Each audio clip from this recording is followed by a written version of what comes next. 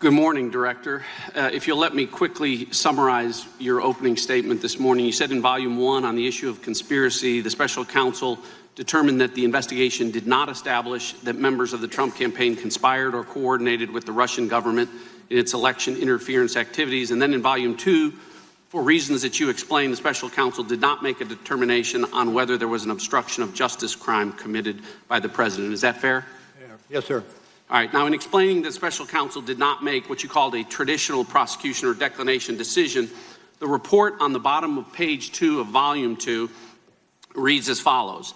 The evidence we obtained about the president's actions and intent presents difficult issues that prevent us from conclusively determining that no criminal conduct occurred. Accordingly, while this report does not conclude that the president committed a crime, it also does not exonerate him. Now, I read that correctly? Yes. All right. Now, your report, and today you said at all times the special counsel team operated under, was guided by, and followed Justice Department policies and principles. So which DOJ policy or principle sets forth a legal standard that an investigated person is not exonerated if their innocence from criminal conduct is not conclusively determined? Can you repeat the last part of that question? Yeah. Which DOJ policy or principle set forth a legal standard that an investigated person is not exonerated if their innocence from criminal conduct is not conclusively determined? Where does that language come from, Director? Where is the DOJ policy that says that? Let me make it easier. Go ahead. Can you give me an example other than Donald Trump where the Justice Department determined that an investigated person was not exonerated because their innocence was not conclusively determined? I cannot, but this is a unique situation. Okay, well, you can't. Time is short. I've got 5 minutes. Let's just leave it at you can't find it because I'll tell you why. It doesn't exist.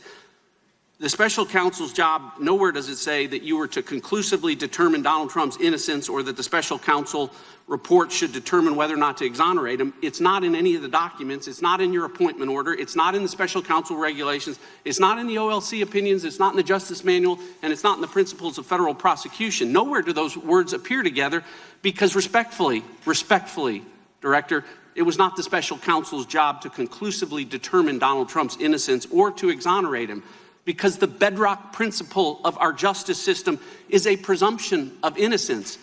It exists for everyone. Everyone is entitled to it, including sitting presidents. And because there is a presumption of innocence, prosecutors never, ever need to conclusively determine it.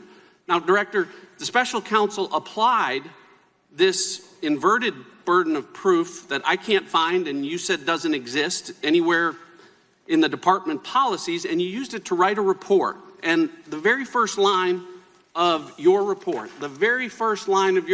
says, and as you read this morning, it authorizes the special counsel to provide the Attorney General with a confidential report explaining the prosecution or declination decisions reached by the special counsel. That's the very first word of your report, right? That's correct.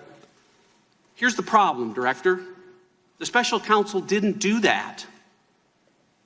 On Volume 1, you did. On Volume 2, with respect to potential obstruction of justice, the special counsel made neither a prosecution decision or a declination decision. You made no decision. You told us this morning and in your report that you made no determination. So respectfully, Director, you didn't follow the special counsel regulations. It clearly says, write a confidential report about decisions reached. Nowhere in here does it say, write a report about decisions that weren't reached. You wrote 180 pages about decisions that weren't reached, about potential crimes that weren't charged or decided. And respectfully, by doing that, you managed to violate every principle and the most sacred of traditions about prosecutors not offering extra prosecutorial analysis about potential crimes that aren't charged. So Americans need to know this as they listen to the Democrats and socialists on the other side of the aisle, as they do dramatic readings from this report, that Volume 2 of this report was not authorized under the law to be written. It was written to a legal standard that does not exist at the Justice Department. And it was written in violation of every DOJ principle about extra prosecutorial commentary. I agree with the chairman this morning when he said Donald Trump is not above the law. He's not. but he damn sure shouldn't be below the law, which is where volume 2 of this report puts him. Thank you, Mr. Chairman. Mr. Mueller, well, first, let me ask unanimous consent, Mr. Chairman, to submit this article, Robert Mueller Unmasked, for the record. Without objection.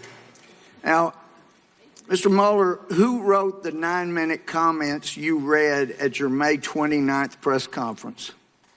I'm not going to get into that. Okay, so that's what I thought. You didn't write it. A 2013 puff piece in the Washingtonian about Comey said basically when Comey called, you drop everything you were doing. It gave examples. You're having dinner with your wife and daughter. Comey calls, you drop everything and go. The article quoted Comey as saying, if a train were coming down the track, and I quote, at least Bob Mueller will be standing on the tracks with me. Yeah. You and James Comey have been good friends or were good friends for many years, correct? We were business associates. We both started off in the Justice Department about this. You were good friends. You can work together and not be friends, but you and Comey were friends. We were friends. That's my question. Thank you for getting to the answer. Now, before you were appointed as special counsel, had you talked to James Comey in the preceding 6 months? No. When you were appointed as special counsel, was President Trump's firing of Comey something you anticipated investigating, potentially obstruction of justice? I'm not going to get into that. That's internal deliberations in the Justice Department. Actually, it goes to your credibility, and maybe you've been away from the courtroom for a while. Credibility is always relevant. It's always material, and that goes for you, too. You're a witness before us. Let me ask you, when you talked to President Trump the day before he appointed you, or you were appointed as special counsel, you were talking to him about FBI director position again. Did he mention the firing of James Comey? Not as a candidate. I was asked. Did he mention the firing of James Comey in your discussion with him? Cannot remember. Pardon? Cannot remember. Don't believe so, but I'm not going to be specific. You don't remember. But if he did, you could have been a fact witness as to the president's comments and state of mind on firing James Comey. I suppose that's possible. Yeah. So most prosecutors want to make sure there's no appearance of impropriety. But in your case, you hired a bunch of people that did not like the president. Let me ask you, when did you first learn of Peter Strzok's animus toward Donald Trump? In the summer of 2017. You didn't know before he was hired? I'm sorry? What did You didn't know before he was hired for your team? know what? Peter Strzok hated Trump. Okay. You didn't know that before he was made part of your team. Is that what you're I saying? did not know that. All right. When did you first learn? When he did find out, I acted swiftly to have him reassigned elsewhere in the FBI. Well, there's some discussion about how swift that was. But when did you learn of the ongoing affair he was having with Lisa Page? About the same time I learned from Strzok.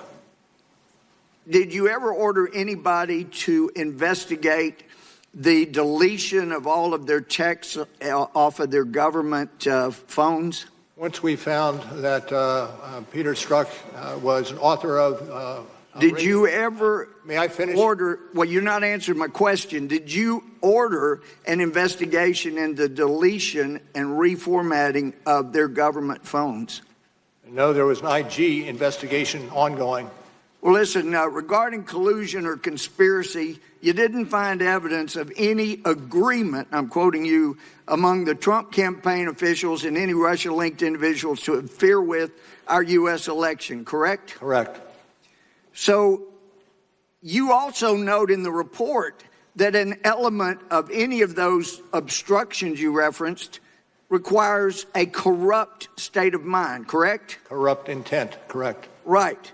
And if somebody knows they did not conspire with anybody from Russia to affect the election, and they see the big Justice Department with people that hate that person coming after them, and then a special counsel appointed who hires dozen or more people that hate that person, and he knows he's innocent, He's not corruptly acting in order to see that justice is done. What he's doing is not obstructing justice. He is pursuing justice. And the fact that you ran it out 2 years means you perpetuated injustice. I take your Gentleman's question. time has expired. The witness may answer the question. I take your question.